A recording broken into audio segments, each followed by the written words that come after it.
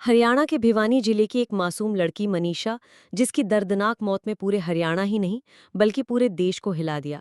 मनीषा केवल 19 साल की थी, एक छोटे से गांव की रहने वाली और गांव के ही एक प्ली स्कूल में टीचर का काम करती थी। उसके सपने थे कि वो पढ़े लिखे, अपने पैरों पर खड़ी हो और परिवार का नाम रोशन करे।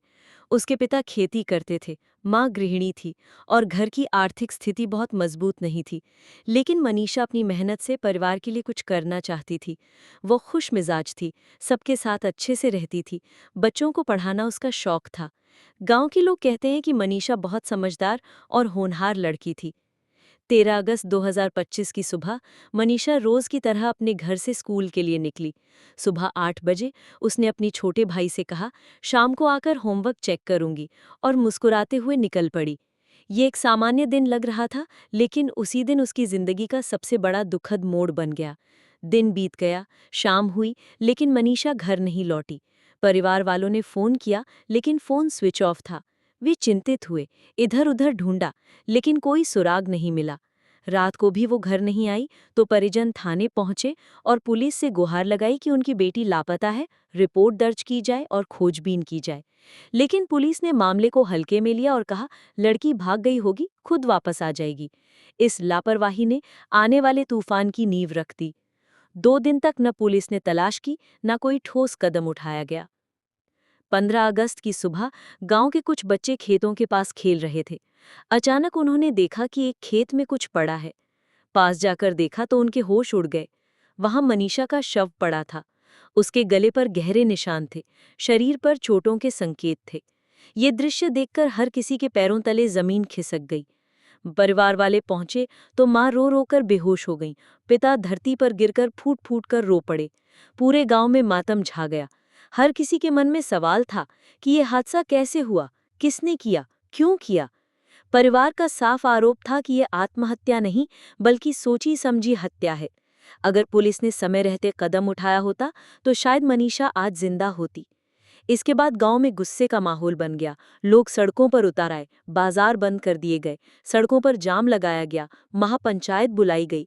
हर तरफ से आवाजें उठने लगी कि मनीषा को न्याय दो, दोषियों को फांसी दो।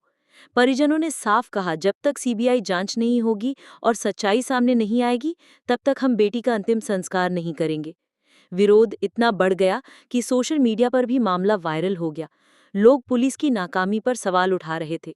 सड़क से लेकर विधानसभा तक इस मुद्दे की चर्चा होने लगी। हर किसी के मन में गुस्सा था कि एक मासूम बेटी के साथ ऐसा कैसे हो सकता है और प्रशासन चुप क्यों है। लगातार विरोध प्रदर्शन और जन आक्रोश के बाद सरकार हरकत में आई। मुख्यमंत्री ने आदेश दिए, जिले के एसपी का तबादला किया गया, कई पुलिसकर्मियों को निलंबित किया गया और सबसे बड़ा फैसला लिया गया कि मामले की जांच सीबीआई को सौंपी जाएगी। साथ ही तीसरा पोस्टमार्टम दिल्ली एम्स में कराने का आदेश दिया गया ताकि निष्पक्ष जांच हो सके और सच्चाई सामने आ सके। 8 दिन तक परिवार अपनी बेटी का अंतिम संस्कार करने को तैयार नहीं हुआ, लेकिन जब उन्हें भरोसा दिलाया गया कि जांच सीबीआई करेगी और न्याय मिलेगा, तब जाकर उन्होंने अंतिम संस्कार किया। 8 दिन बाद भाई ने बहन को मुखाग्नि दी, लेकिन उसका दर्द और गुस्सा खत्म नहीं हुआ।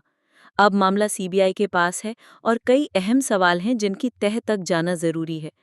क्या मनीषा की हत्या पहले से रची गई साजिश का हिस्सा थी? क्या इसमें किसी जान पहचान वाले का हाथ था? क्या पुलिस ने शुरुआती दौर में लापरवाही की या सच्चाई छिपाने की कोशिश हुई? क्या सोशल मीडिया पर जो अफवाहें फैलाई गईं, उनमें कोई सच्चाई थी या वे केवल ध्यान भटकाने के लिए थीं? सीबीआई हर पहलू से जांच कर रही है। परिवार और गांव वाले चाहते हैं कि दोषियों को जल्द से जल्द कड़ी से कड़ी सजा मिले, ताकि ऐसी घटनाएं फिर किसी के साथ न हो। मनीषा का केस केवल एक केस नहीं है, ये हमारी व्यवस्था पर एक बड़ा सवाल है। क्या हमारी बेटियां सुरक्षित हैं? क्या पुलिस पर लोगों का भरोसा बचा है? क्या न्याय केवल तब मिलता है जब लोग सड़कों पर उतरते हैं? मनीषा की मौत ने हर किसी का दिल दहला दिया है, लेकिन अब सभी की निगाहें सीबीआई जांच पर हैं। परिवार का कहना है, हमें हमारी बेटी के लिए इंसाफ चाहिए। गांव के लोग कहते हैं दोषियों को फांसी मिलनी चाहिए ताकि कोई और मनीषा ऐसी मौत का शिकार न हो। ये मामला पूरे देश के लिए एक सबक है कि बेटियों